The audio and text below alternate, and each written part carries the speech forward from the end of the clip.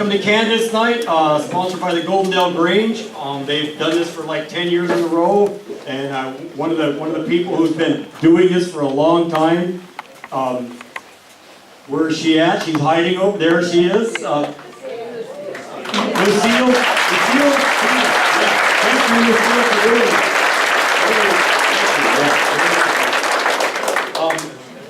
Everybody, make sure your phone is off, okay? We just want to make sure that happens. My name is Scott Robinson. I've been asked to serve for your moderator for the event. I'll be assisted by Michael McBride and Mr. Dehart here, who will be our timer. Mike will be doing the questions over here for us, so that's how it's going to go on that end. Please, at this time, join me for the Pledge of Allegiance to the flag.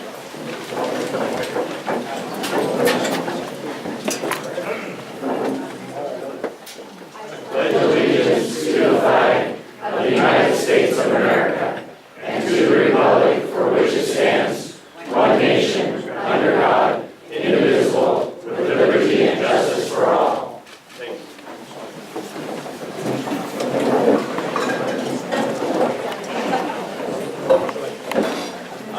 I want to ask everybody here to respect the candidates when they're speaking. No clapping and no shouting. They need to have their opportunity to speak to the public without interruptions, okay? We're allowing ourselves a couple hours for this. We don't want to go to midnight, but we would like time for everybody to have questions and answers and everybody have a good event here so everybody can hear what's going on. This year's general election on November 6th is extremely important. We have a number of critical positions that are contested. The ballots are going to be mailed out October 19th. Get out and vote, okay? You guys, everybody, get out and vote. That's what we're here for. Tell your friends and your neighbors and tell them to vote. I'll read the format. It's written here. For contested positions, we will use a question and answer format. We will accept written questions, which they've been putting over on the table. If you have any, please pass them to the right and get them over to the table so they can sort them out. Each candidate has a 3 minute to introduce themselves and state why they are running their platform and their goals and their position. They'll have 2 minutes to respond to the questions. The timer keeper here in front of us has a yellow paddle when they have 1 minute left and the red paddle when they are to stop. This is not a debate, okay? I was asked to say that, I'll say it again. This is not a debate, okay?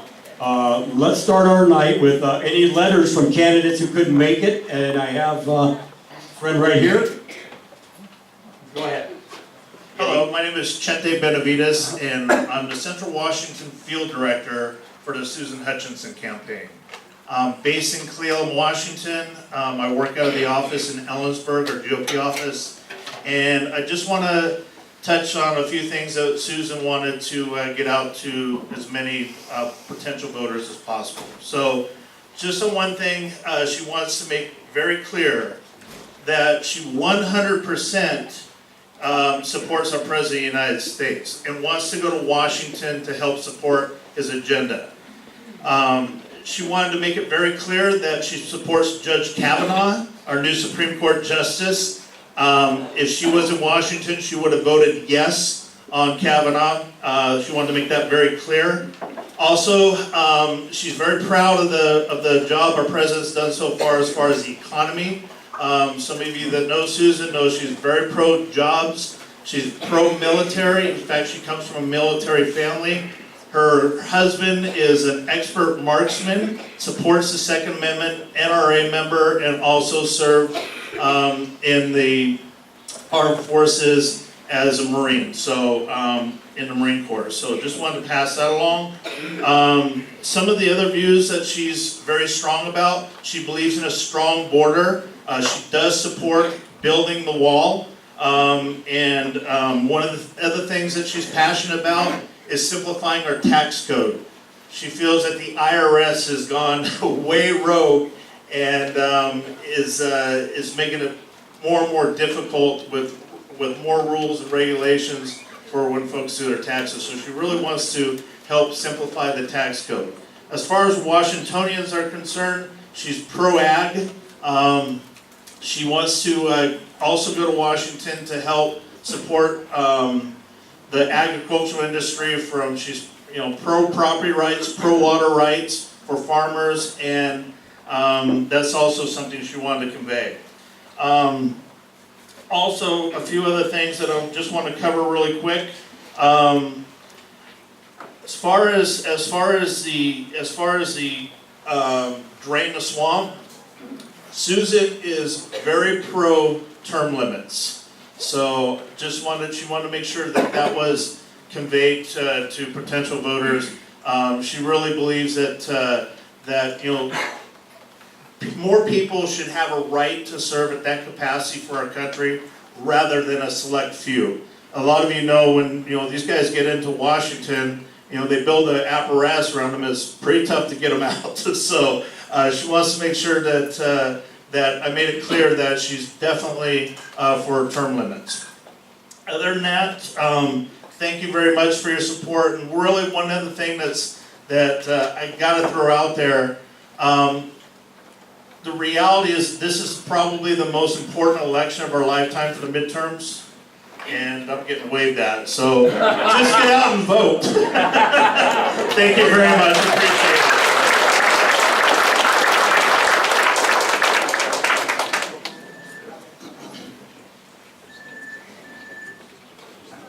Is there a spokesman here for Senator Cantwell?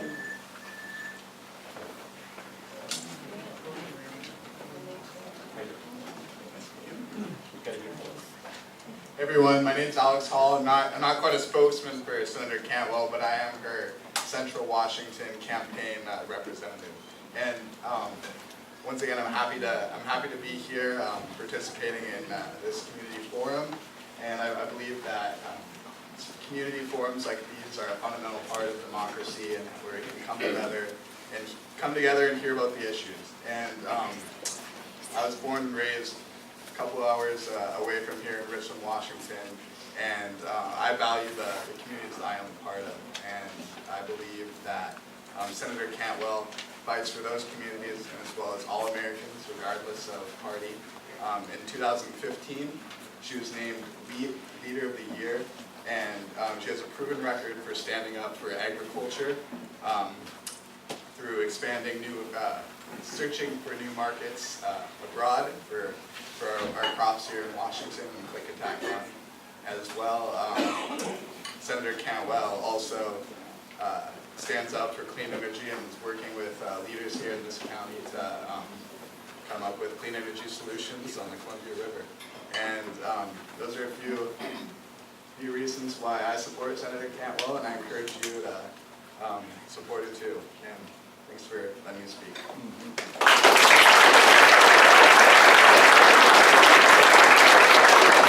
Michael, did they have any questions for the Cantwell and Susan Hutchinson? Oh, that's good.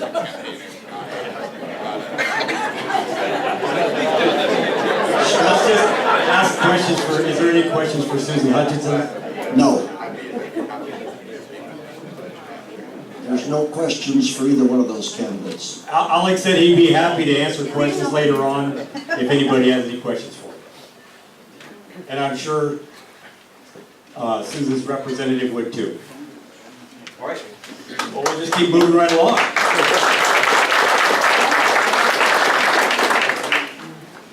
At this time, I'm going to give the microphone to Jaime Herrera Beutley and let her do her introduction. Thank you. Well, I'm here today because I want to keep serving Southwest and South Central Washington back in DC. I know it's special to this area because I grew up here. This is where my family raised us, not too far from here. And I know that this is the greatest place in the country, and I want to keep it as a good place to get a job, to raise a family, or retire. And I'm really pleased that my laser-like focus on our economy is finally paying off. You know, when I took office in 2011, we were in the worst jobs market since the Great Depression, actually, is what they said. You know, Clickatack County's unemployment rate at that point was 15.2%. Today, fast forward, it's 4.6%. And it's taken a lot of work to get here. You know, I was at my 8th annual jobs fair in the spring, and I cruised up alongside this one gentleman. I said, what kind of job are you looking for? And he said, I actually already have a job, but I'm looking to see what else is out there for me, what's better on the horizon. And that was music to my ears. I'm going to fight to sustain the greatest jobs market we have seen in a decade. I'll also fight to protect and preserve Social Security and Medicare. These are vital trust funds that seniors have spent their entire working life paying into. And I'm going to fight against any plan that's going to dismantle or destroy them. I also believe that we must make sure that we're putting policy ideas ahead of partisanship. You know, in my time in Congress, I've learned that if you want to put your shoulder to the wheel and work on a solution, there's no shortage of opportunities. You know, we've worked on some like making sure that there are visibility markers on the Big Eddy transmission line, or making sure there was dredging down at Underwood, or making sure that the critical access hospitals here have continued to function at 101% reimbursement. Because in rural areas, we have to have that to have access. And I'm pleased to have made sure that we put into law that really a tax bill that has impacted every single one of us. The average family here is keeping $2,300 a year. The average single mom in this country is saving 70% of her taxes, and we have seen this economy absolutely explode. This race is shaping up into a real contrast. My opponent has pledged to repeal this tax bill that has brought on the most prosperous jobs market we've seen in a decade. She's also pledged to undo Medicare and turn it into a single-payer plan that will cost $32 trillion and bankrupt it as we know it. These are things that are wrong for South Central Washington, they're wrong for our families, and I'm standing up to fight on behalf of this growth in this economy, and on behalf of a bright future. Thank you.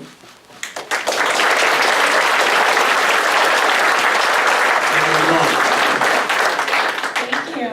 Well, welcome, and thanks to the Goldendale Grange for organizing this. My name is Carolyn Long, and I'm running for the Congress in the 3rd Congressional District. Because I'm unfamiliar to some of you, I want to introduce myself and tell you why I'm running and correct the factual errors that we've already started with in this debate.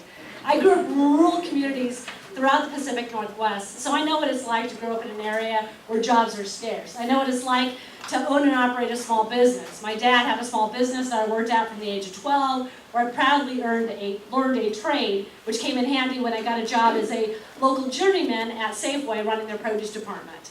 I then went to graduate school after going to school for an undergraduate degree, and then I have been teaching at Washington State University, Vancouver for 23 years. Very proud. Go Cougs, if there's any of you out there. One of the things that I really love about the work that I've done as a professor at WSU Vancouver is the work I've done in bringing civility back into politics. I study political institutions, and our institutions are absolutely broken because of hyper-partisanship. You know, another way they're broken is because of negative campaigning. We all see it. We're seeing it in this race, and it's regrettable because I think people end up not participating in a democracy when the rhetoric gets so high. When people demonize one another rather than finding ways to come together. When people tell misleading things about their opponent because they can't win on the issues. So let's start with that. I have held 42 town halls in the last 11 months. There are 60 hours of audio tape that my opponent has, which states my positions on health care, which is not a single-payer system, which states my positions on Medicare and Social Security, which is supporting them, not using the deficit and the debt created by the tax bill to cut into them, which is what we hear happening from the Senate leader, Mitch McConnell, today. Also on the tax bill, there are parts of the tax bill I don't like. The 82% of the benefits that go to the wealthiest Americans. And what is important about that is corporations get permanent tax cuts, whereas individuals don't, and wealthy Americans are prospering in this economy. But what is most critical is the fact that we are borrowing from future generations to pay for those tax cuts. We're borrowing from my daughter's generations, from some of your grandchildren, some of your children, to pay for tax cuts to people who are already benefiting this economy. Do we need to have tax cuts for working class families? Absolutely.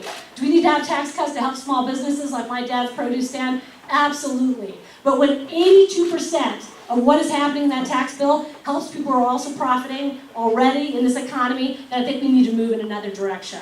Finally, I think that it is great that the unemployment rate is down. That's fantastic. It is only one barometer of economic health. Look at wage stagnation. It is a problem. We've had 3.9% growth this last quarter, and we're excited. We're 20 points behind where we should be. Look at the fact that your prescription drugs are increasing almost 300% in the last 8 years. Look at the fact that your consumer goods are increasing because of this trade war. All that means is that this economy is not nearly as healthy as a few selective statistics will reveal.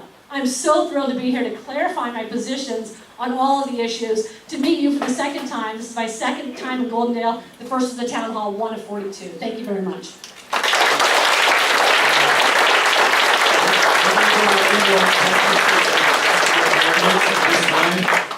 I'm going to ask Michael over there, do you have a question for one of our candidates? Yes, I do.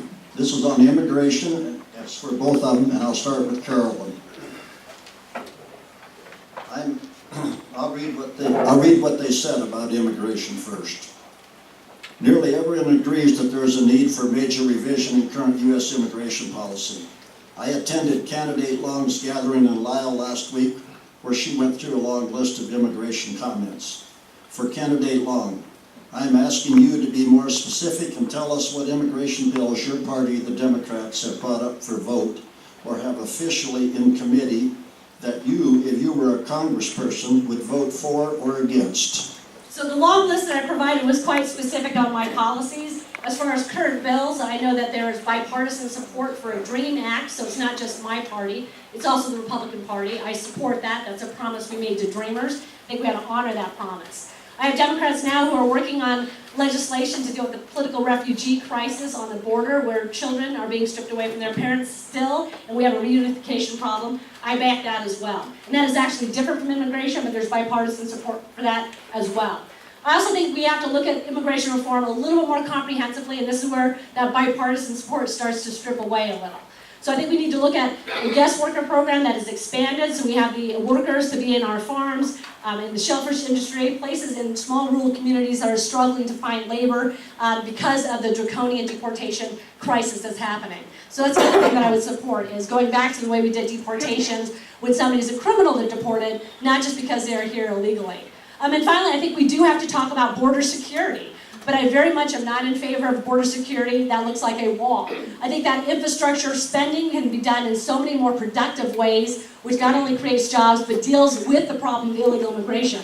As many of you know, half of the people who are here illegally do not come over a border in Mexico. They fly over here and they overstay their visas. So I'm very much against immigration policies that don't get to the root of the problem, and I'm very much in favor of bipartisan legislation that I've talked about, that I was specific about here and in Lisle, which actually has that bipartisan support. Too often we muddy the waters, and that's problematic for policymaking. Thank you. As the first Hispanic to actually represent this state, either in the House or the Senate, this is a huge issue for me personally. I supported a bill this summer that would have put in a workable guest worker program that's going to help our ranchers and our farmers in our, whether it's our timber, whether it's our ranching, whether it's agriculture. We got to make sure that there's a workable guest worker program, and it also would have eliminated it would have put in place a merit-based system and eliminated the visa lottery, making sure that we're getting the folks here that we know want to be a part of this country. It would have also made sure that there was a returning worker exemption for the H-2B slots. So it's making it work more efficiently. It also included funding for a wall, because I don't think it's radical to say we need to know who's coming in and out of our borders. Every country, more socialized, more liberal countries do this. We just need to make sure that we're keeping it orderly and keeping it in place. I voted to send money down to make sure that we have more adjudication law judges to move through that backlog. And this bill also put in place fairness and certainty for DACA recipients, because I do think we need to keep that promise. And it made sure that family separations would not be the policy of the United States. So it was a very robust bill. And unfortunately, it has not made its way. It didn't pass. Not as many people, there was bipartisan support, but not as many people wanted to move it forward. And I'm going to keep fighting on this issue. And I think bipartisanship is critical. Georgetown University just ranked all 400, it was actually 438 of us, counting delegates, members of Congress, in terms of our, not just what we say, but what we've done. I was ranked 15th out of all 438 members because of the work I've done to cross party lines for real solutions for the people I serve. And if you re-elect me, I'll continue that same track. Yes, this is for both candidates also. Lyle Point was part of the urban growth boundary at the passage of the Columbia River Gorge NSA Act. Since then, the point has gone into ownership by the tribal entities. So, Lyle has lost a lot of the land meant for growth. What do you plan to do to help local residents get their urban growth areas back, increased, and protected? This is an issue that doesn't just impact this county.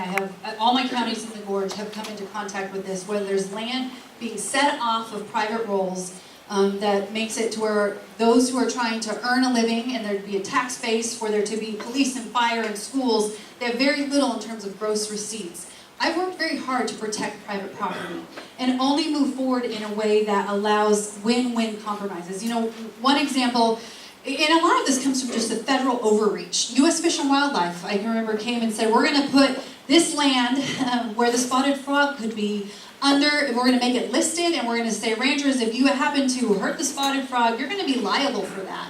This was, again, causing us in these areas to not be able to be productive on our land. And I stepped in and helped broker a compromise. And actually, they're using it as a solution elsewhere in the nation where we have these problems. So there's still conservation measures being taken place for the spotted frog, but we're not holding the ranchers liable. They're able to keep ranching. And we have similar issues with regard to water rights that I'm actively engaging in. You know, some of the things that we've seen happen, it's either been with regard to tribal challenges, right? Or it's the federal government saying you can't use this land. And honestly, a lot of the work I do is trying to wrestle that away and come into compromise that allows people here to live and thrive. The federal overreach, whether it's setting aside forests and telling us we can't use them, or it's setting aside beautiful areas, but to the detriment of the local rural community, has been one of my biggest fights in Congress, and we have some real solutions there. So thank you for the question. So I think the question was about tribes and them actually having an issue in terms of reclaiming the land. So I want to go to that and then talk just more generally about urban growth. I think that, and I'm not familiar with this particular case in Lyle, but if the tribes are claiming that land, I think we have a responsibility to respect their right to that land that's been historically theirs. Not knowing enough about it, I'd have to go into the details and find out whether or not that claim is appropriate or not, but I think we have a responsibility to protect tribal people. On the issue of urban growth boundaries, that is very much a local issue that I think is best left up to the local authorities. So I don't see a role in terms of the federal government. I did hear my opponent talk a little bit about conservation and the tensions between conservation and growth. That's a tension that is always going to exist in unincorporated areas, in areas that are growing, and I think that it is something that really has to be dealt with at the local level with input from the people who are in this area.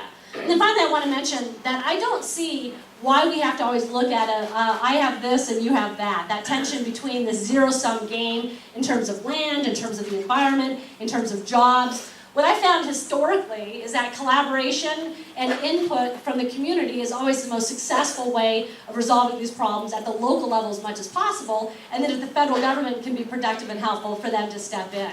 So I think that is something that I would bring to the halls of Congress. I started something in the university called the Initiative for Public Deliberation, where I bring people together to find common ground. I've been walking the walk for the last 4 years. I've earned a support from my community and awards for that, and I think we could bring that approach to local communities to address those types of questions. Thank you.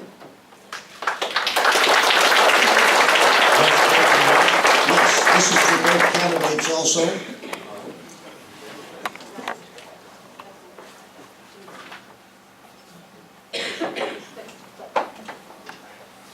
What is the most important element of a free society? That's good. I think the most important element is a healthy, robust democracy. What I mentioned in my introduction is how dismayed I am at the state of our politics. We have political institutions that are fraying at the edges. It's because we have income inequality. It's because political parties are more interested in demonizing the other side than working collaboratively. It's because we have elections that are won by people who are bought and paid for by special interests. It's why I don't take any corporate PAC money. It's people who decide to opt out of politics, either running or contributing because it's gotten so ugly that they just don't want to see any bit of it anymore. Our democracy is at risk. It's not only in our political institutions, it's in the White House. because the rate of our dialogue now has gotten so hot, so evil-minded and tempered, and people are just disappointed. So to order have a free society, have a safe society, you need to have a democratic society. And the way you have a democratic society is to hire the right types of people to elected office. People who are beholden to constituents and not special interests. People who will fight for you every single day. People who show up.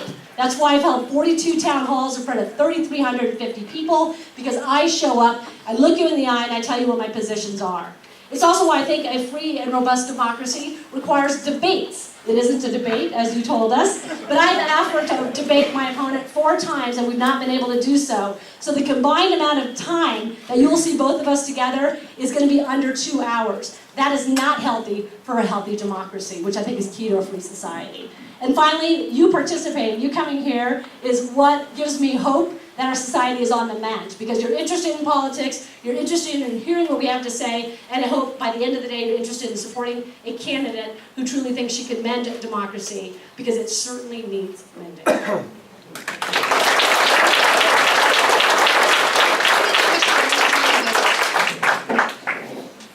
What is the most important element of a free society? You know, I think it all comes down to integrity, quite frankly. The folks in DC and in each district really reflect the values of the people they serve, which is why I question San Francisco sometimes. But you know what? They're sending their representative to DC. And you know, I think the underpinning there with regard to integrity is just the basic freedom and the liberty to run your family, own your land, make decisions about your health care, where your kids are going to go to school. Those liberties, I don't have to tell anybody here, it's not just a local issue. The federal government comes in and encroaches every area of our life. You know, we'd do okay if it wasn't for federal regulations and rules trying to run and rule every single place. You see it in the schools, you see it in the hospitals, you see it on the roads. Talk to any one of our local electeds. That's some of their biggest challenges, which is why I fought to throw off that yoke as much as I possibly can in favor of the liberty of the individual. And the other thing I think is a problem, you know, I don't think it's that our democracy is broken. I do think there are people in it who don't tell the truth. You know, my opponent is backtracking left and right. But let me read you a few quotes. Don't take my word for it. She told the Daily News, and this is a quote from the Daily News in June. Long said she would vote for a so-called Medicare for All bill if Democrats win back control of Congress next year. But she said the chances of such a bill passing would be nil. In April, she told a very liberal podcast, he said to her, with your incremental approach, do you ever see yourself supporting a Medicare for All type healthcare program? She said, absolutely, absolutely. She told the Wakaika Miko, then at some point we have to start talking about single payer. She's backtracked several ways. I have another list of quotes with regard to her support for the tax bill. She keeps saying, well, she likes it now for the average folks. She just wants to repeal it on certain folks. Well, in August, when she was asked by an interviewer on KGW's on TV, he said, hey, we're seeing 4% growth in the economy. Knowing that now, would you have voted against the tax bill if you'd have been in Congress? And she said, oh, I would have voted against it. In August, she told the Columbian Edward, I would not have voted for that bill. I would repeal it if I could. So I do think facts matter and the truth matters. Thank you.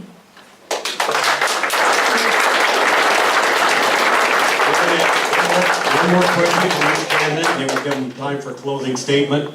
Michael, you want a question there?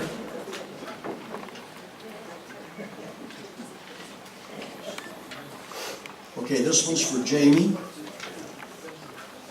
What is the difference between a public option and a single payer system? Well, I think what I'm seeing now, and I don't promote actually either of those. I think they're both a problem. You know, I had to step in and click a tab at the 11th hour last year when out of the exchange there was no option on the individual market. And the insurance commissioner allowed it. We had to step in and go to bat just to make sure there was one insurer for people to choose from, or they were just going to have to pay a fine. So I've seen it crumbling, and I would suppose that this is what people call a public option, because you can go through the exchange. A single payer, as people have talked about it to me, has been more of a full government-wide. There's no other options. Both of them are problematic. Both of them are problematic, partially because we can't afford them, right? My opponent talked about the cost of the tax bill. Some of the biggest tags for the tax bill are around $1 trillion. We're already paying that back, and then some, because of the expansion of the economy. It's growing at twice the rate it was last year. But the Medicare for All or the single payer plan would cost $32 trillion. 32 times the health or the tax bill. 32 times. We could double everyone's federal income taxes and we still wouldn't pay for it. And I just ask you, with double-digit premium increases, with higher deductibles, with more challenges in getting in to see primary care docs under the ACA, imagine doubling that, making that the plan for the whole nation. Meaning if you work for a union, you get your plan through your union sponsor, that goes away. Meaning if you have private insurance, it gets destroyed. Meaning if you're on Medicare, it ends as we know it.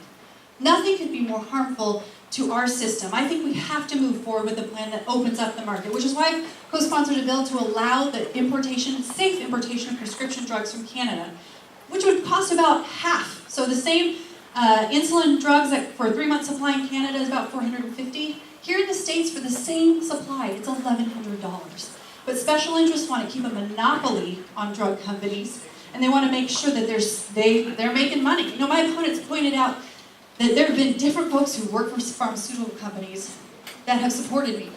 I would argue that if you look at who's supporting who, sorry, I was right in the middle of a thought. I've bucked that trend every time, and I'm proud to do it.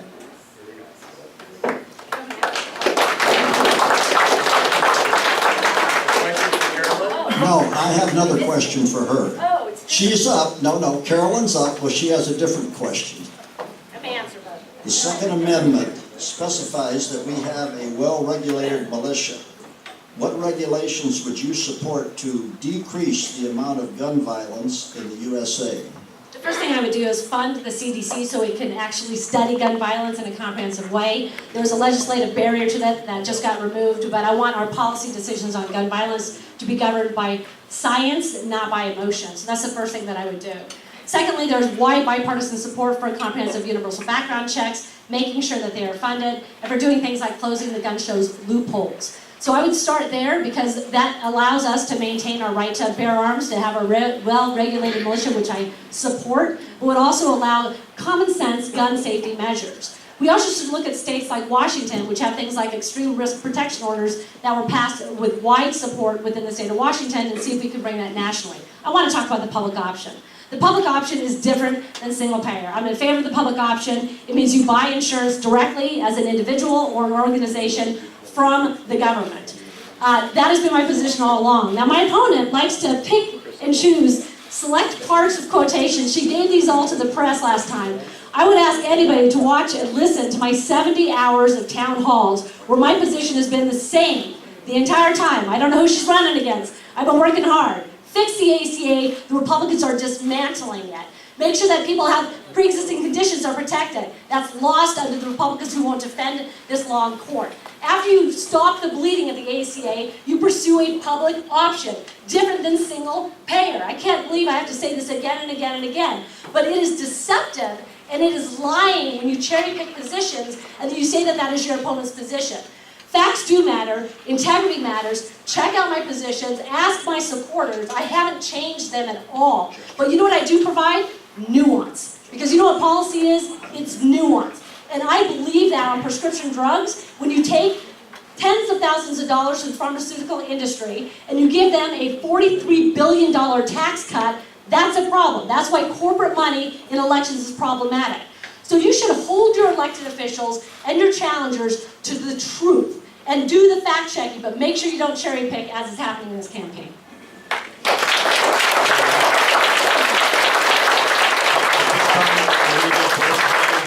Do a closing statement, it'll be a 2-minute time. All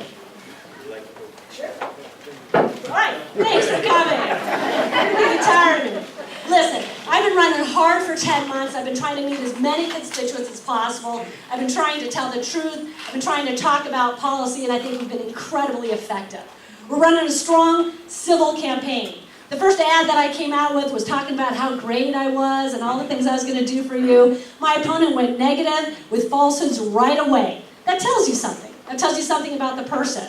All of my contrasts with my opponent have been about public policy. Her contrasts, on the other hand, are about misrepresenting my policy, but also saying things like, your child and your husband don't live with you. She went after my family in the first forum that we were at. She also has gone after my husband. Oh, your husband's a pharmaceutical rep, so we can't trust you on pharmaceuticals. Well, number one, he's a Republican. You can't trust him on a lot of things. And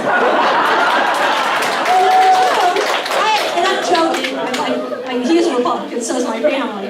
Number two, I've got a specific plan for prescription drugs. I'm not going to import the problem to Canada. I'm going to fix it by allowing Medicare to negotiate drug prices with the pharmaceutical companies. That is a specific plan the pharmaceutical industries hate, my husband hates, so that shows you how independent-minded I am. But it shows you the low blows that come in political campaigns and just how distressing it is for our democracy. Facts matter, integrity matters, and I got her on all that. Thank you.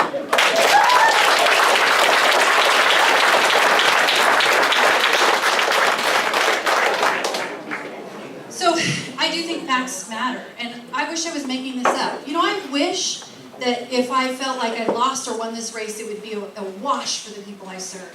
I have fought hard for the greatest jobs market we've seen in a generation, and she has pledged to repeal all of it. She, quote, I hate the entire bill, I'd like to throw it all out.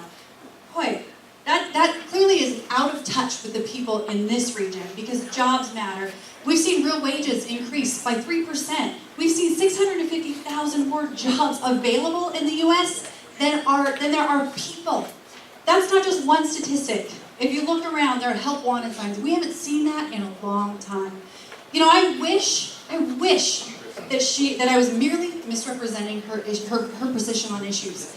Check out her quotes at different times to different folks. She said, do you ever see yourself supporting a Medicare type healthcare plan? She said, absolutely, absolutely. Long said she would vote for a so-called Medicare for all bill if Democrats win back control of Congress. Daily News in June. I wish these were all misrepresentations, because it would mean that she's not going to try and undo the economic progress that we've seen. But it's a $32 trillion gamble, folks. The progress we've seen in our economy, the wage growth, the growth in small businesses. She has pledged to undo all of it. She said she wants to repurpose all of it. Now she's walking that back because she's being held accountable to voters. Now it's not just a Democrat campaign rally where people say, go, go, go. Now she's having to we're holding her feet to the fire. And that's what I'm going to do, because the people here deserve it. They deserve no less. I'm not going to sit back and watch misrepresentations and mistruths. And quite frankly, she's either changing her position or she's not telling us the whole truth. Either way, you better believe I'm going to make sure the people I serve know the contrast. On one hand, you've got the greatest jobs market you've seen in a generation. You see rising wages. 90% of Americans are seeing bigger paychecks, better benefits, better bonuses. And I want to see that keep going. Thank you.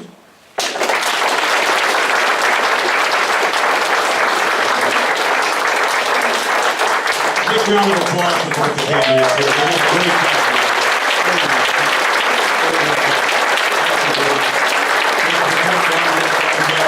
Really appreciate that. I'm going to keep moving now, and I'm actually just going right off of the ballot here, and our next two candidates are going to be Legislative District 14, Position 1, Chris Corey and Sasha Bentley. I'll have Chris speak first. Thank you very much. Well, I don't know how I'm supposed to follow that. It's like the credits after a good movie. All right. So, do I need to speak up? Sorry about that. So my name is Chris Corey. Thank you all for coming out. Thank you, Goldendale Grange, for putting this on. The food's amazing. The menu's amazing, so I appreciate it. I just want to say a couple words here. I hopefully won't take up too much time tonight. We can answer some questions. Again, my name is Chris Corey. I'm running for the State House of Representatives here in the 14th District. And I'm running for several reasons. I'm running for families. I'm a father, husband, and I believe in fighting for our kids and our families in Central Washington. I think we have too much of a West Side-minded mentality when it comes to running the state, and I want to see more representation of Central Washington and our values. I've worked with our school district to ensure school safety. I've worked as a board member with Crime Stoppers of Yakima County to ensure that kids can have anonymous reporting of crimes, from minor misdemeanors up to anything serious. These are all done without taxpayer dollars. I believe that school safety should be a priority. That doesn't mean I-1639, which has been a lie about school safety. What it means is making sure that our schools are modern, that our older schools are updated, and that we're funding those fully. I also believe that making sure our teachers are well paid and that our school districts know and can expect continual year-over-year revenue and budgets, that are not mysterious. We've got a big fix we need to do with McCleary, and I'm ready to go over and fight for that. I'm also a businessman. I've worked in the insurance industry since 2005. I've worked alongside a variety of businesses, and I've seen the struggles of unfunded mandates put on them, especially on our small businesses. I've seen what an out-of-control state government does to hurt farmers and ranchers here in central Washington. When you look at what the Department of Natural Resources does when it leases land to farmers like you, some of you in this room, and then decides a couple years later it's going to change its mind and pull those away. That shouldn't happen. Our state government shouldn't do that. When they enter into a contract, they should keep it. And I want to go over there and fight, and bring ranchers and farmers over to help fight for their position as well, so that they can have predictable and reliable lands to farm and ranch on. I'm also an active community member. I live in Yakima. I spent quite a bit of time down here in Klickitat for the campaign. My wife's worried we're going to try to move here because we don't like moving. But I've been active in a variety of areas, whether it's Rotary locally or the United Way. Central Washington's a great place to live. It's a great place to raise your family, and it's a great place to be in a community where you're accountable to each other, you serve each other, and you support and protect each other. I want to go over and continue to fight for what matters for Central Washington. You know, there's initiatives on the ballot that are just so harmful for our working families, whether it's I-1639 or 1631, the Carbon Initiative. That's going to take more money out of your pockets, and I want to make sure that I want that to be a no, so I want you to vote no on that on November 6th, but I also know that if it does fail, they're going to bring it up in Olympia. And I'm going to be there to fight to make sure that we're not paying higher prices for our fuel, higher prices for home heating, and anything in between. 1639, I want to finish on this. Oh, I'm going to finish on that. For Story. Thank you.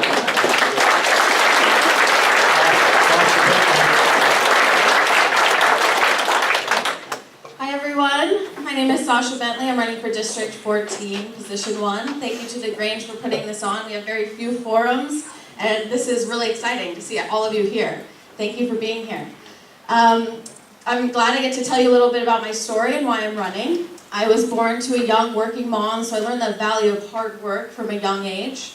I'm the daughter and granddaughter of educators and policemen and business people, people who believe in serving their community.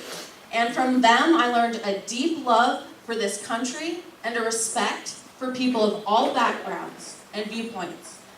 And it's that same love and respect that has driven me over the course of my life to be involved in my community.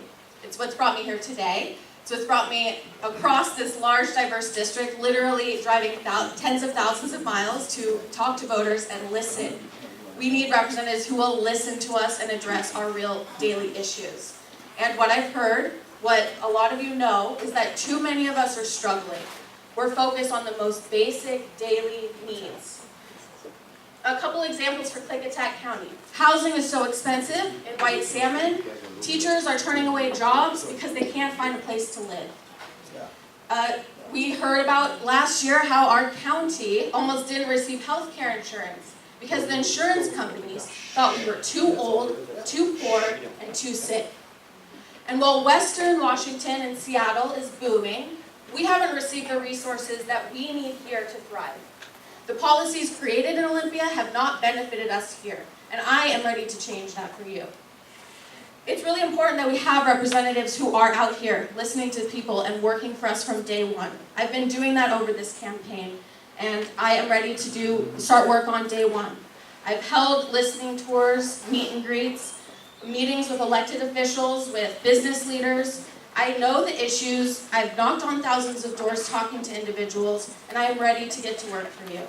I thank you again for being here. My name is Sasha Bentley. I look forward to going to Olympia to represent you and our shared values, and to be a strong voice for the policies and the investments that we need here.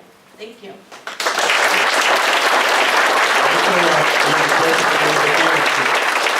Yes, we do. We'll start with Sasha.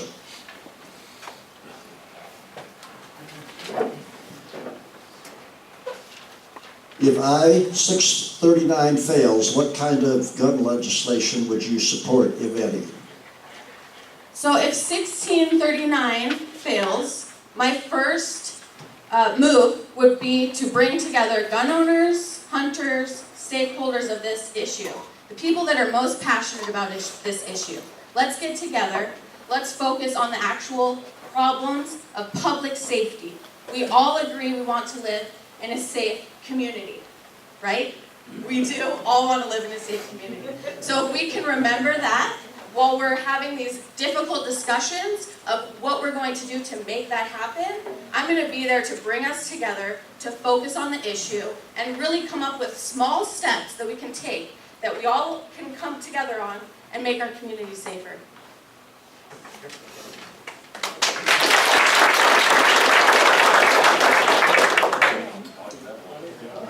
Chris, Yeah. I have a different question for you.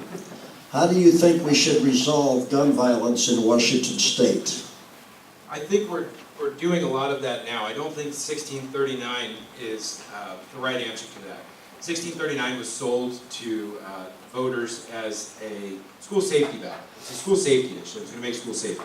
It does nothing to do that. We have laws on the books now that we're not properly enforcing already. So adding new laws, fees, restrictions, and other things are not going to fix the problem. We have a mental health crisis in our community. We need to look at that. We need to fix our state's failing mental health system right now. Western States Hospital failed. We're losing out on federal money. We need to fix that. We need to regionalize it. We need to make it more local so that it's more accountable, it's more swift to serving the communities. So you're not having to send your families over to the east side of the state or the west side of the state if there's treatment needed. So that's one area we can work on together. It's nonpartisan, and it's about making sure that the communities have the mental health services that they need.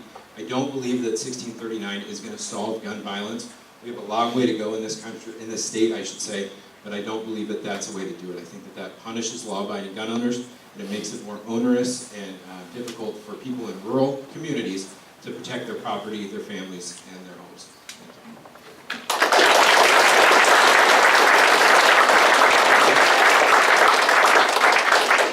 This question is for both candidates. The Democratic-controlled legislature has indicated it wants to add a state income tax for Washington. If elected, will you oppose and vote against any state income tax legislation? Okay, I would not, so if there's going to be an income tax, there's going to be a complete and total rehaul of our tax system. Washington State has the worst tax system in the country. I know we're proud to be Washingtons. We don't want to hear that. We want a good tax system that works for everyone. The bottom 20% pay up to 7 times more of their income than the top. And let's just say we have enough revenue. Who's paying for it? Why are we okay with the bottom 20% paying 7 times more of their income? Let's have the money come from where it's supposed to. Let's have everyone pay their fair share, because we all live in a society, and government is police. Thank you for being here.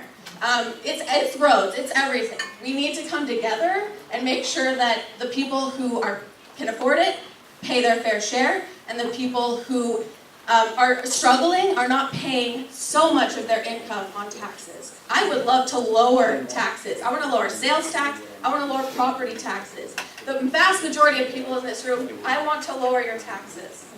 That might be weird to hear from a Democrat, but it's true.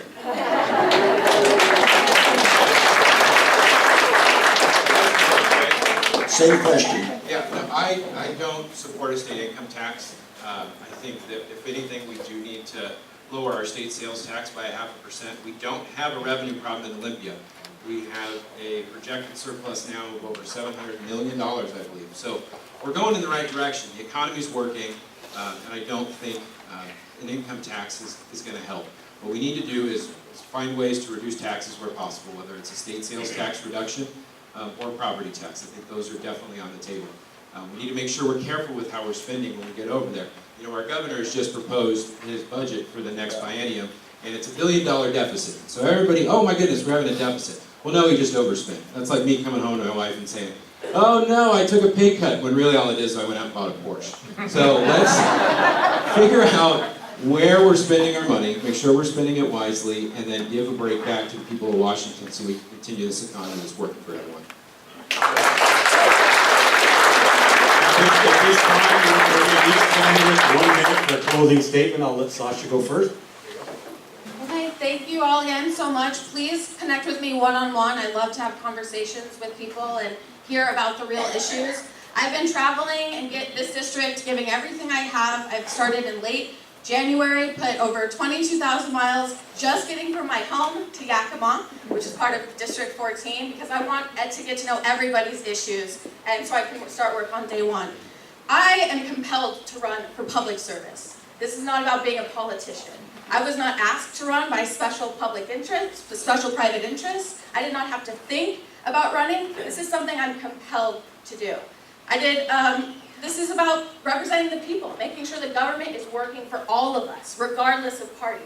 It makes me very sad that we're divided here on party. I know that it's an election, that's the time to do it, but I can't wait till this election is over so we can come back together, focus on the real issues we deal with every day. Thank you.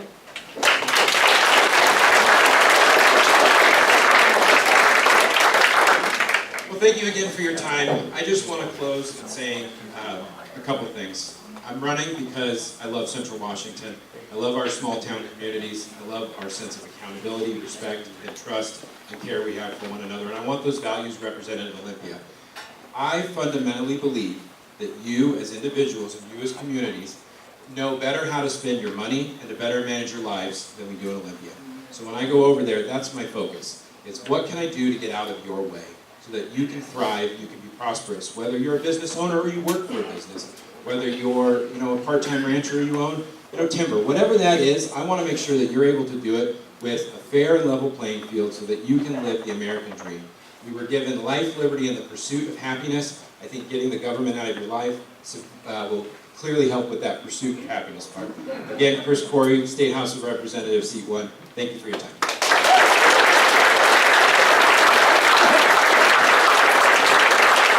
Our next person coming up will be Legislative District 14, Position 2, Gina McKay. I'm sorry, Gina Mossbrucker. My bad. Thank you so much. This is a work in progress. Well, wow, this is amazing. I'm so happy to see this many people here and such diverse people here with all different mindsets and different thoughts. So thank you, first of all, just for being here. I'm very appreciative for that and caring about the political process. Part of the problem in the world is that people have apathy. They won't pay attention. They're frustrated with negative campaigns, as we've heard earlier, and they're frustrated with the fact that they feel like they don't have control. And so what we do is we try to stay at the table. So I honestly believe that you should give everyone at this table a round of applause for stepping up. It's very difficult.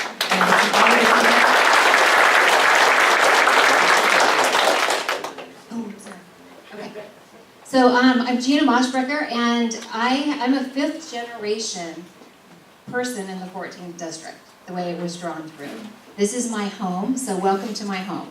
I'm very excited whenever anything is scheduled at home. That's a highlight for me, and we always say yes to that immediately. I was born in McCord Air Force Base, Madigan General. My father, which is here in the posse outfit over here with the other posse here serving.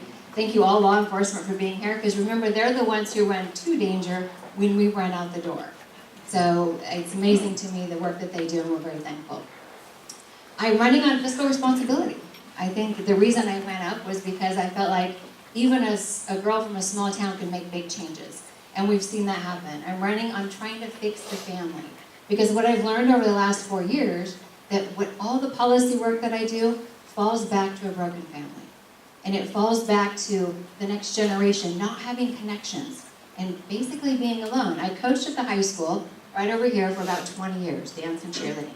20 years ago, the kids came, they had dinner at the table with their parents, the parents showed up to the fundraisers. It was an easier time to coach. 10 years ago, the grandparents started showing up.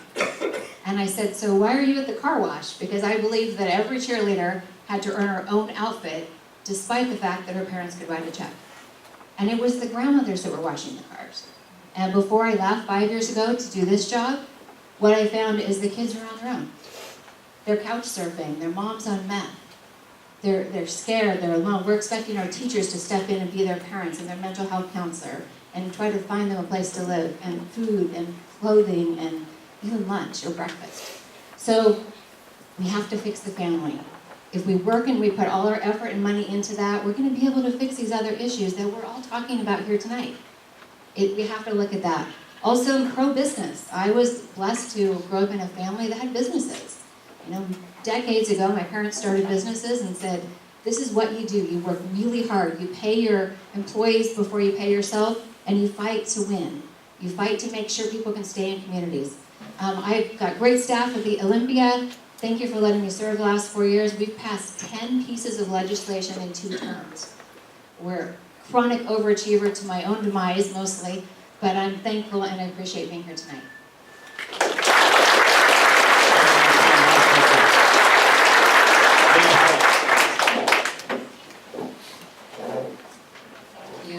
And thank you to the Grange. Those brownies were fantastic. Thank you so much for everybody who's here.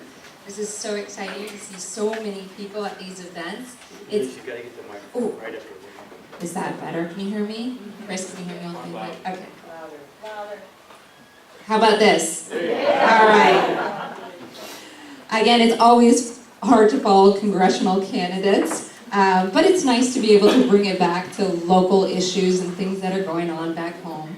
So one of the reasons that I'm running is because I run a business in one of the poorest neighborhoods in my town, which is Yakima, which is a little bit down the road here. And I saw a lot of income, I see every day, income inequality. And I want to address those issues through the lens of healthcare, affordable housing, and yes, I am the boring tax attorney sometimes, so.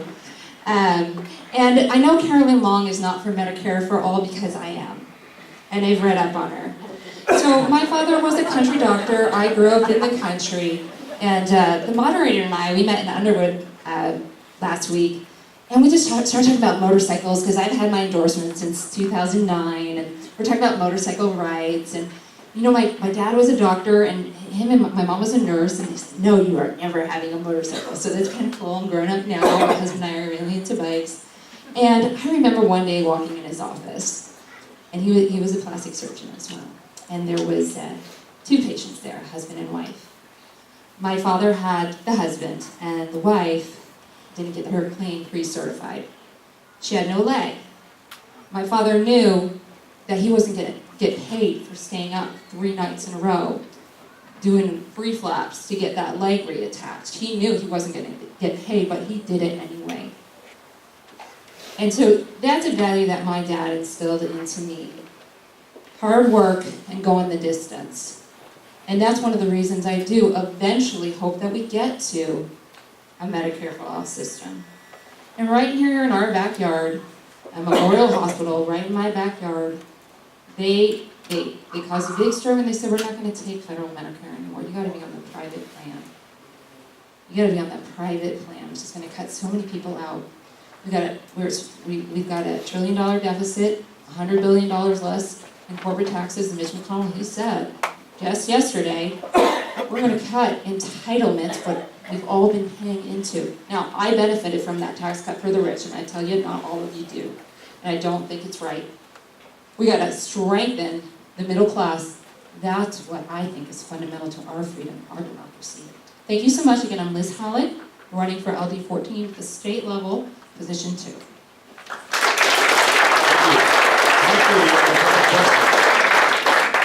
Indeed. For Representative Mossbrucker.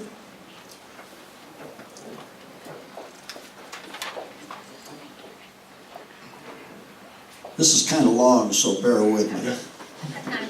Our public schools are desperately short on funding from the state. The 2017 legislative session delivered a bipartisan solution to the McCleary lawsuit on that issue. That solution included $7 billion in new funds for education. The solution needed some tweaking to make it workable for all size schools, but the 2018 legislative session, which was no longer a bipartisan legislature, did nothing to modify it. Now the schools are so far seeing none of the $7 billion. What will you do in the next session to get these funds out to where the 2017 legislature intended them to go, so no new local taxes are needed? Well, thank you for the question. And he's correct. So what happened was the McCleary came up, and ever since I've been there the last 4 years, the McCleary has been looming over the top. So we work on different legislation, but it always comes back to what are we gonna do with McCleary? The money's gonna be put there, the efforts are gonna be put there, and everything else really seemed ancillary because we had to solve that problem with Supreme Court that was charging us $100,000 a day, and it was saying that we didn't fund basic education. So if you're not familiar with McCleary, the state wasn't funding basic education. We were relying on local levies that you pay. So, as he said, 2 sessions ago, we had a bipartisan solution. We came up with something we thought would work. Last session, we lost the Senate, the Republicans lost the Senate, and we came up with a solution that was almost fixed, but in our opinion, not quite. We knew that we were gonna come back and have to get some more fixes. So we're doing that, we're in the process of that now. We were briefed in caucus before we left that there was a hold harmless clause, it's section 400 area, and what it says is that the shortfall between going from one school model system into a new school modeling system, there's going to be a lag. And so, for example, Kristen Cameron did an amazing job at keep voicing over and over and over, reaching out to us and to OSPI, and Adrian with Lio School Districts that, how are we going to fill this gap? And we were briefed that this hold harmless clause would give you backfill money. And right now it's based on enrollment. We're still putting those numbers and schools together that are eligible for that. We're hoping that it comes through. Centerville was just put on the list to be backfilled for their section, and we're just fighting school by school with the help of school boards and different people throughout the area to try to make sure we have more than just Centerville on that list. So McCleary was done, the Supreme Court was happy, but it's not fixed. And I think that that's one of the priorities when we get back, to make sure that we listen to you, figure out what the ancillary problems were, the unexpected consequences, and try to backfill that legislation. Thank you for the question. You can just stay there. Thank you. This is for both candidates. Are you in favor of eliminating sanctuary city status throughout our state? Well, that question, I feel like needs to fall in local control, but personally, because remember, I'm your voice, right? I'm supposed to do what the majority of you would like me to do. We go up with our own ethics and values, but as far as our agenda, sometimes I end up pushing and voting for things that you want, that I hear the majority of you reaching out saying, this is a really big deal. If there's an issue, it comes up, I don't understand it, whether it's wineries or whether it's marijuana, for example.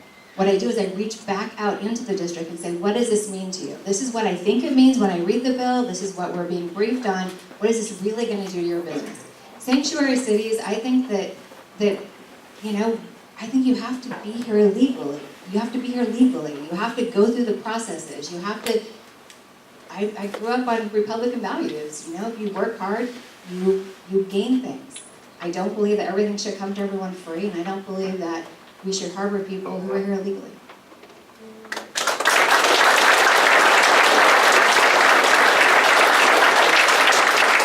Same question for Liz, I think. Same question for Liz. Would you like to read it one more time? Yes. Are you in favor of eliminating sanctuary city status throughout the state?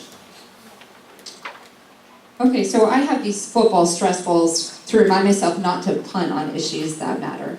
And one of the reasons that I'm running is I had a marijuana store. You will remember me, come on. I had the Murdoch store in this district, and my opponent says she came to her constituents to talk about issues like this. She never came to me. When my husband went with WACA to Olympia, she said she wanted to meet with Ken Weaver because she knew him. So it's important to me. I don't take big corporate donors because I want to talk to you about these issues. Now I'll tell you where I stand on immigration. I spoke to a gentleman, I don't know if he's here tonight, but he called me from the voters pamphlet. And he lives in Goldendale, and he said, I want straight up your answer on this issue, because I've called your opponent, she won't answer this issue. I live in Yakima, this is a huge deal for families in our district, right? So here's how I feel about it. I do believe that we need strong borders and people need to follow the law. Of course, I'm a lawyer. I do believe that. What I don't believe in is spending my money to enforce a broken federal system. Now, to what degree, I got 30 seconds to answer such a complicated question. 1 minute, okay, great. So, if a city wants to be a sanctuary city, fine. I don't have a problem. with that. If that's what the city council decides, that's fine. The issue becomes, we've got families in our district that are being ripped apart. And how are we gonna deal with that?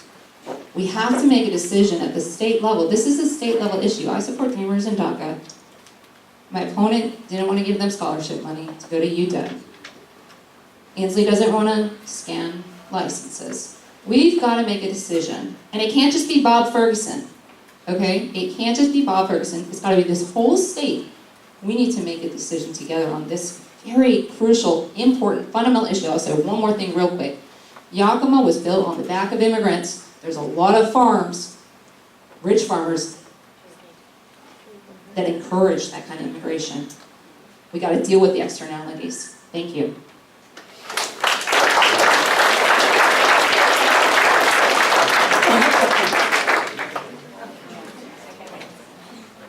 Oh, they're gonna have 1 minute for a closing statement each, so Gina Mossberger.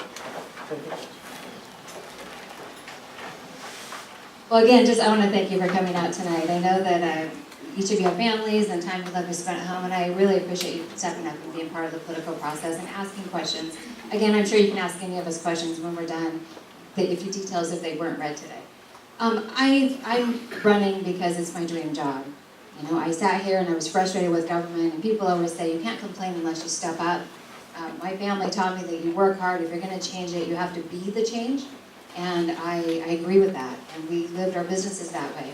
We also, I think that there's many challenges out there. I appreciate the community that is here tonight. I think Washington State, as well as Congress, could learn a lot about the sense of community that we have here for each other. If there's a disaster, we pitch in and help each other. Most everyone in the room would reach out and help the person next to him. That's why I have a Democrat on every bill I've ever ran. I don't just represent Republicans. We've had a lot of success, and I think with faith, family, and friends, anything is possible. Thank you.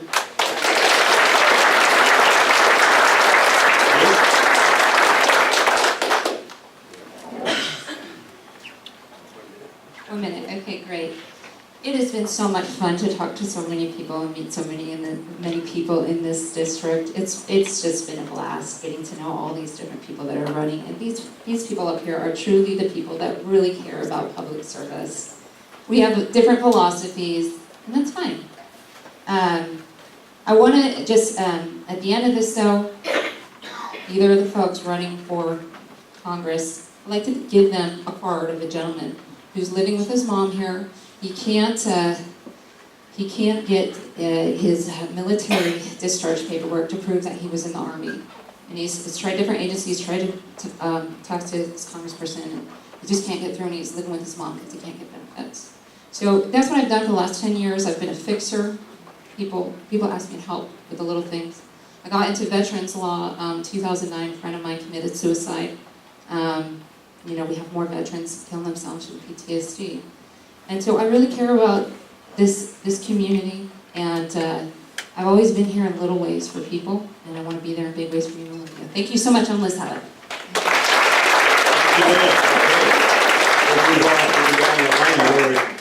Klickitat County Commissioner, Position 2, Dave Souter and Raymond Clove. Will let Dave go first.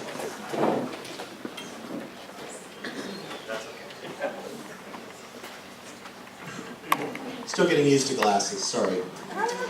Hello, my name is Dave Sauter, and I am seeking re-election to the position of Klickitat County Commissioner from District 2. Now, the first question most people ask me is why? Why would you want to run for another term? I thought about this a lot when I was contemplating running again. And I guess my motives are the same as they were 12 years ago when I was first elected. The bottom line is that I care. I care about what happens here, and I feel I have a responsibility to this place and to the people of this county. So let's talk about my qualifications, as this is really a job interview is what this is. It's an incredibly long, hard job interview, but it's a job interview. First, I have been doing this job for the last 12 years. I think I'm a natural problem solver, and I think I've shown myself to be open-minded and willing to listen to all sides of issues. I believe I'm able to bring people with diverse opinions together and to help create workable solutions. With all the turmoil in government today, I think we need leaders with these skill sets now more than ever. I also believe that one of the most important duties of a county commissioner is to manage the physical and fiscal assets of the county in a sustainable way. I have always believed that the county must live within its means, and over the last nearly 12 years, that is exactly what we have done. Klickitat County is in an enviable place among counties in Washington State. We have very robust services for a county of our size, while having some of the lowest property tax rates and the lowest sales tax rate in the state of Washington. How is this possible? Let me take a moment and talk about the Roosevelt Regional Landfill. The county receives tipping fees for every ton of waste that's deposited at the landfill. The landfill represents the largest single revenue source to the county, larger than property tax and sales tax combined. I have led the county's efforts with Republic Services to help market the landfill. Most disposal contracts are with other county and municipal entities, so we as a county have unique access to these decision makers. This partnership has been very successful. We have had several new and renewed disposal contracts that will secure revenue from the landfill for the next 20 years. I am particularly proud of the Snohomish County contract that we invested years of collaboration with Republic Service. This one contract represents nearly 20% of total landfill volume. The revenue from the landfill has allowed us to maintain service levels in county departments like senior services, public health, and others when state and federal funding has not kept up with increased costs. We have been able to invest in infrastructure, roads, public safety, and still add to our cumulative reserves. You have a great team managing the county right now. I have been part of that team for the past 12 years, and I would hope to continue. Thank you.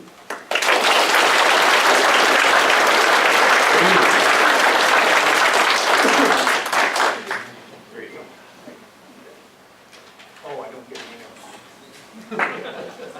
That was Gina's, actually. I'm going to put this in here. I'm going to adjust it. And when do you start the button? Right now. Well, I'm glad that I'm not running for state or federal. You guys are good. Because I'm not a politician. I'm a dad. For you technical people, people that are college educated, that's a homo sapien, a person. So I have 3 minutes to convince you that I'm the one. Now I have less. I had a real nice speech prepared, then I changed it. I decided to tell you not what I've accomplished, but why. I grew up poor, but I didn't know it.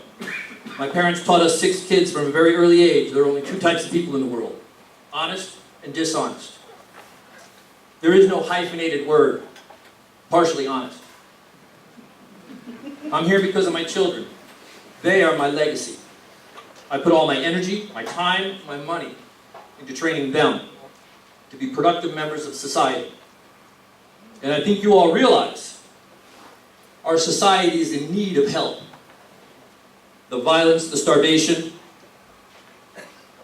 the oppression by governments of citizens is unparalleled in history. And I can't do much about that international stuff, or global warming. I get an electric car maybe. But I can make a difference here in Klickitat County. I was taught the government is to serve its citizens, not to oppress them. I was dumbfounded to discover that my opponent had a private meeting with my neighbors. And then a short time after that, I received a ticket in the mail for having animals. Intensive farming on 10 acres in Dallasport, Washington. And you can ask the attorneys what's that called. We fought the ticket and won in court.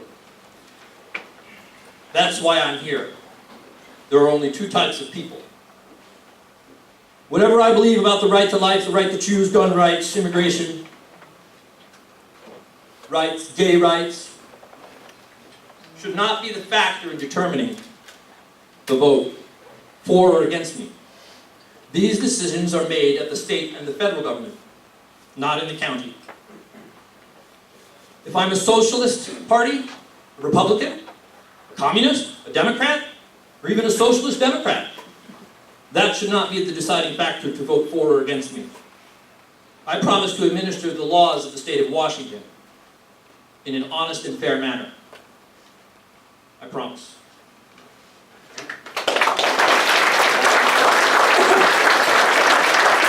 Michael, you have a question for our candidates? Indeed, for Raymond.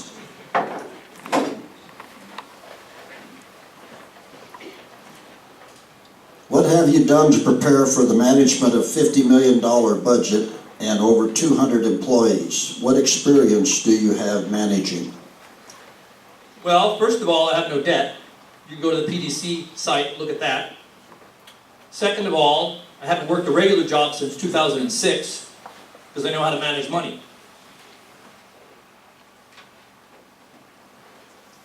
That answer your question? Not my question. Okay. Does that answer the question?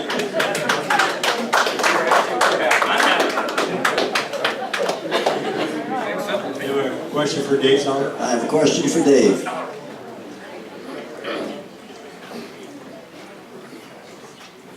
In a county as rich in energy history as ours, what is our future? Solar, pump and dump, PV panel plant, or chips at John Day, whatever that means? Okay, it's one of the things of being tall, nothing ever gets close to you. I'm going to assume we're talking about, we have several potential energy projects that may be coming to Klickitat County. Klickitat County is actually a leader in the state in renewables. I mean, it's hard to believe that Klickitat County is actually the greenest county in the state of Washington, but it is. We have the most renewables of any county in the state. We're actually the third highest in the nation. There's 2 counties ahead of us in Texas, but we're on them. But so as far as our future, I'm actually very bullish on our future as far as for energy production in Klickitat County.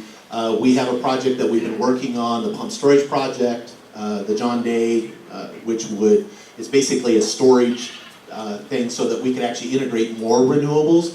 And it's not that we are in favor of renewables necessarily because we need the energy. We export the vast majority of the energy that we generate here in Klickitat County, and it goes out of state, but those ratepayers are making payments, and about 1/3 of our tax base is actually tied up in these renewable projects. So about 1/3 of our tax bill is being paid by ratepayers not here. And so anything that we can do to encourage more of that development, within reason. I mean, we have areas that are zoned for it. The solar thing is an interesting question because that is something that we're going to be looking at, because our energy overlay zone does not really differentiate between wind and solar, and we don't know what's going to happen with that because solar projects are much larger footprint on the landscape than wind turbines, and that is something that we're going to have to look at and see.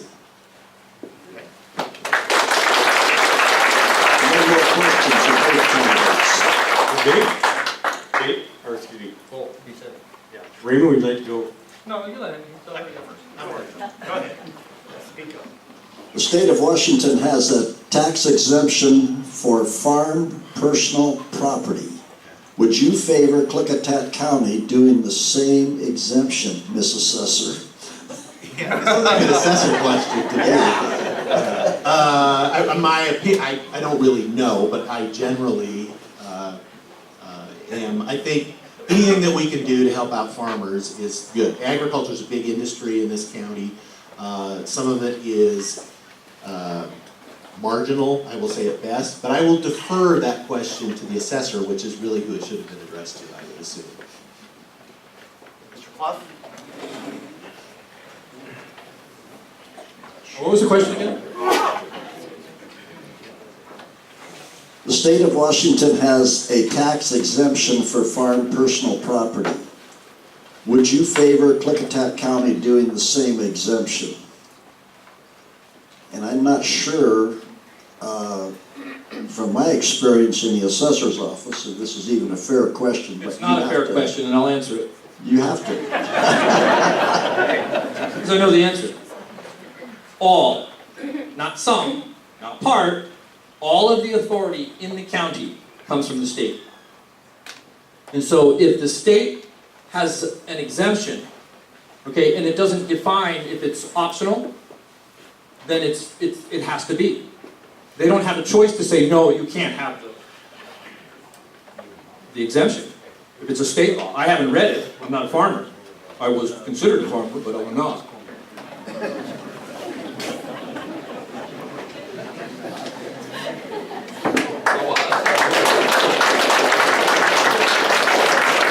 So, you guys want a minute for a closing statement? Yeah, I'll talk all night. We're gonna listen. So I got the mic, huh? For a minute? 60 seconds? Can I do a quick survey? Can I do a quick survey? Is this all Democrats over here? No. And all Republicans over here? No. Okay, what do you think I am? Socialist? Raise your hands, I'm serious. You think I'm a Republican? You think I'm a Democrat? Because I'm sitting over here? Pardon? Space alien. Space alien, yes, I'm a space alien. So, obviously, I'm not a politician. But I understand money, I understand politics, and it's a business. First thing the PDC had me do, go out and get an IRS number, so we can track how much money you save. No, so we can track how much money you make. Because you can't give Dave money, because he's an elected official. But you can donate to his campaign. And they have. Some of you here, I'm sure. I recognize some of you. And I saw your names on there. It don't matter to me. Now's the time to do it. You want to influence me? If you think I'm going to be elected, go to my website, RaymondClough.com. Go to my Facebook site, Raymond Clough for County Commissioner. I approve this message. Donate.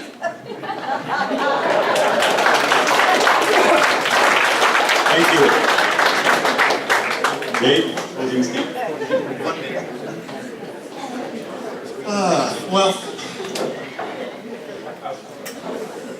I guess first I would want to thank everybody that came here tonight. This is a nice looking crowd, and it is, and I really not up at the table out here.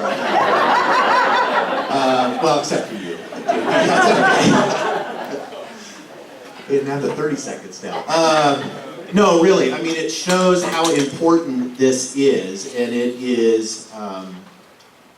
it's impressive that you folks know that this is important, and that you take the time and the effort, and that's what we need in this country. Some folks talked about apathy, voter apathy, and that is a huge problem in this country, because people don't think their voice matters. Well, these kind of meetings show that your voice does matter. You are here listening and you are gathering information to make the decision. And as I always say as a commissioner, I have to have good information to make good decisions. And I'm hoping that you're getting good information tonight to make a good decision in November. Thank you. Our next two candidates are the Wichita County Sheriff, Mr. Bob Songer, and, excuse myself, I don't see the name tag there. Anyway, Bob's going to go first. Here we go. Thank you. Can you hear me back there? They said to hold it real close. Can you see me from back there? Can you show you? Anyway, I want to thank Grange for putting this on. I want to thank all the people involved in putting this on, and all of you for attending. And I also want to thank the media for covering this tonight. Well, up for re-election at time of the year, and I'll just say that I have over 40 years of experience. You might see that because I look so young. Over 40 years of experience in law enforcement. The last 18 years have been in top management. Served, and it's been an honor to serve as your sheriff for the past going on 4 years. Now, I say that, and I want to sincerely thank my opponent, Doug. Because the reason I want to thank him, he was being very honest. He stated he had no law enforcement experience. He also stated that he thought the sheriff's office was doing a very good job out there. And he recently stated that he thought I was a good administrator for the sheriff's office. So thank you, Doug. Appreciate it. Anyway, as your sheriff, what I've done, I've created a community policing program, which is the posse. And by creating the posse, I've got over 130 members, good citizens in our community, that's helping the sheriff's office out. Got 6 pilots that fly for us at no cost to the taxpayer. And so I think those are good programs. We have made good with what we've got as far as volunteers in our community. It's been a real pleasure serving this community. I've also worked real hard at building an outstanding working relationship with the law enforcement community.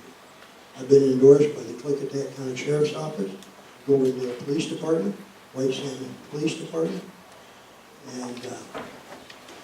and also I might add the union. Sometimes you don't get that kind of stuff when you're a manager, but I'm proud to say I got endorsed by the union. Those are the men and women. When I say I've done programs, it's not just me. It's my managers, it's my employees, and it's the citizens working in a partnership with us that's made a difference. And I'm asking for your support and reelect our sheriff.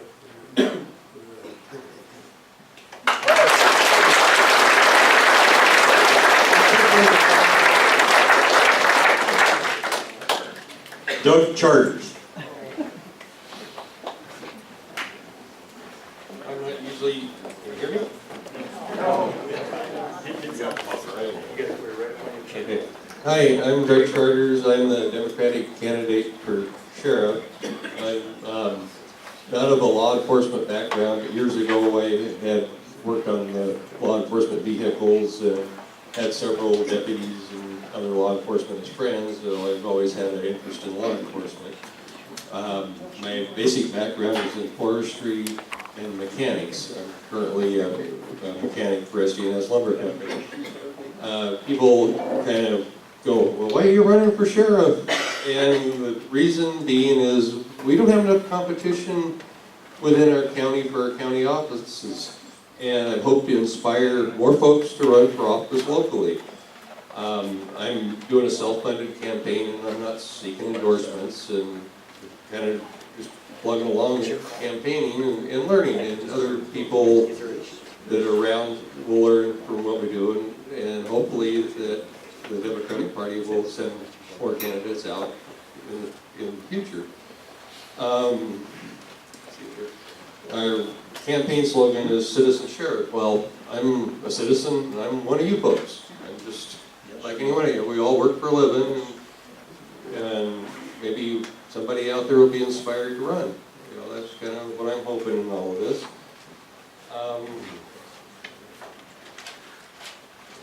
Our sheriff's been doing a pretty good job, in my opinion.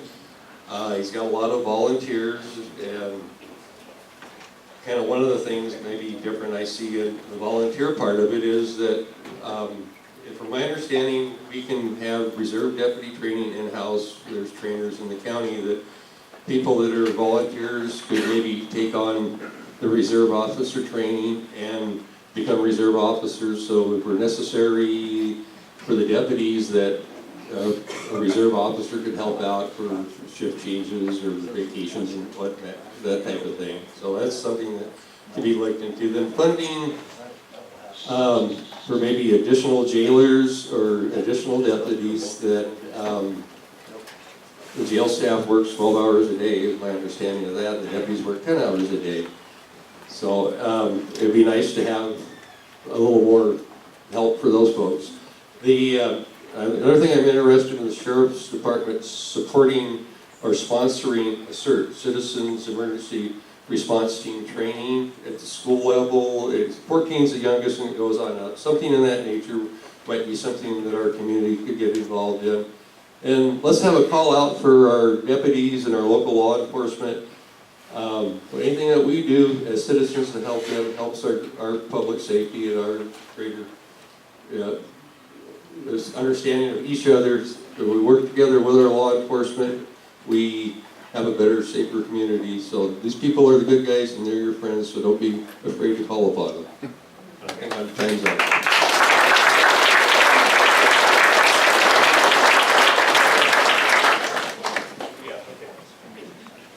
At this time, well, there was no pertinent questions for these two, so we're just going to do a 1-minute closing statement each. That's surprising. I figured it'd be several questions. Anyway, I just touched on the endorsements. And thank you guys for your comments for law enforcement. I appreciate that. But I just touched on the endorsements I got from law enforcement. To me, I am so honored and so blessed to have the employees I have in the sheriff's office. I can tell you, it's just not the sheriff that does it all. It's the employees and my managers, corrections officers, front office staff, and other law enforcement agencies here, which also includes the volunteer group, the Sheriff's Posse. Outstanding citizens working in a partnership with the Sheriff's Office to make a safer community. And it's that simple, it's that basic. And I am so proud to serve as your sheriff, and to have those people endorse me means the world to me. And those are the very people that are in the trenches every day out doing a very tough job and laying their lives on the line. So when I have them endorse me, I appreciate it. Look for your election, my election, your vote. Thank you.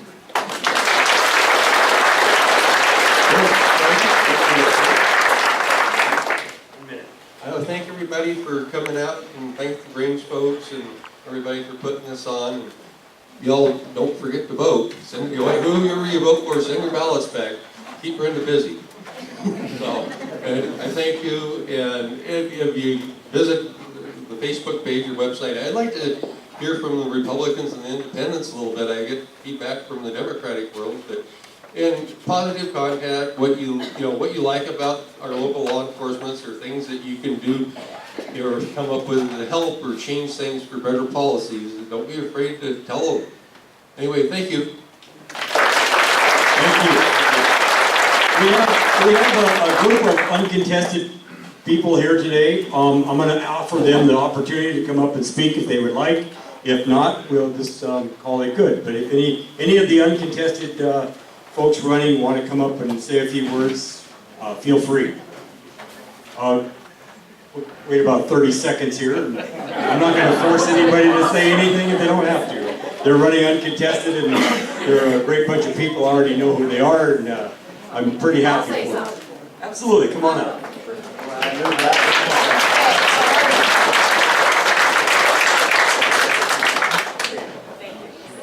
Wow, from the other side, we do have a nice crowd here. Well, I'm Brenda Sorensen, I'm your county auditor, and I've been blessed to have everyone's support and trust for the last 12 years. And as uncontested, it looks like another 4. I could say a lot of stuff about the office. It's been a long night. I do want to say ballots will be mailed tomorrow. And yeah, and however you vote, make sure you vote. We definitely want to get our voter turnout up. We have 4 new ballot boxes in the county. We have 11 total, prepaid postage. So, you know, if you have any questions, I'd be happy to take them either now or offline. Call me, come see me, whatever. So it's short and sweet.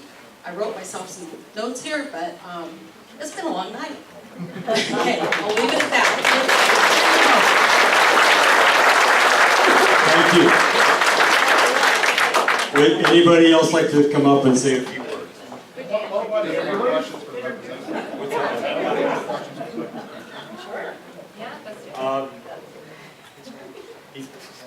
The batteries just went dead.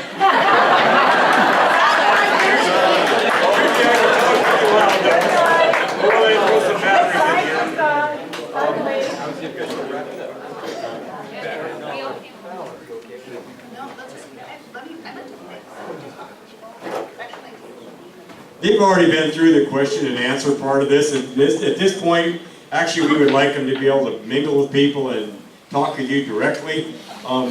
With that, if there's no other people who want to speak up here tonight, I'm going to let this kind of wind down. One of the things I want to say is thank you everybody who showed up tonight. Make sure you vote. tell your neighbor to vote. Get out and vote, okay? Get out and vote. Thank you all very much. Thank you for coming.